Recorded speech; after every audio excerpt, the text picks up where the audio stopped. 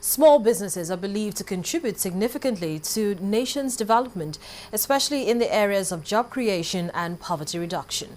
In Nigeria, however, this sector is confronted with poor infrastructure, inconsistent government policies and poor access to finance. In this report, we take a look at what the country stands to gain if the sector is given priority.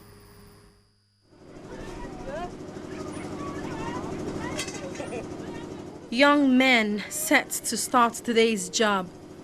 This is the enterprise they are known for. From molding of blocks to carpentry, the efforts put into this labor is what improved the lives of their families and other dependents.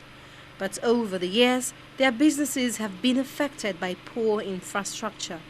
If the government can encourage us by making the materials in the market very cheap, as supposed to be, in order to for a poor man to afford the fancy block for his building. Because when they make the price too high for us to buy those materials for production, actually we are going to make the price of the block high. At the time that I have the power to work, I'm supposed to save for the future. But because things are very costly, it is impossible. You find it difficult to feed yourself before you talk about saving for the future. Recently, the World Bank released a report on investment climate in Nigeria with special focus on 21 states.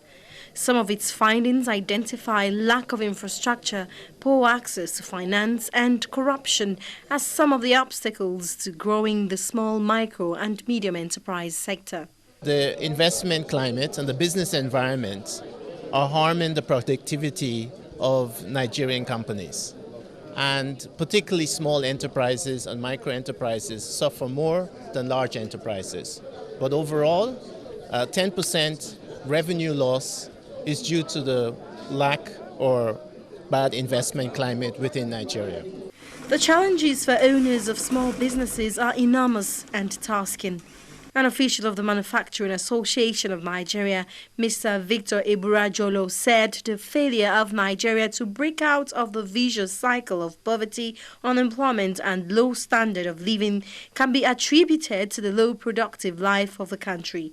He said the low quantity and quality of output in the different sectors of the economy has impeded economic growth and has the capacity to affect the realization of Vision 2020 economic goals.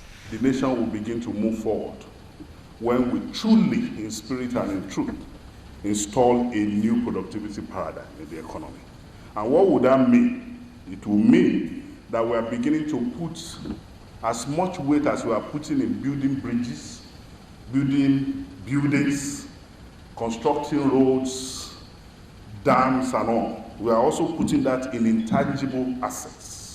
Nigeria indeed has all the natural and human resources needed to drive our economy to the next level.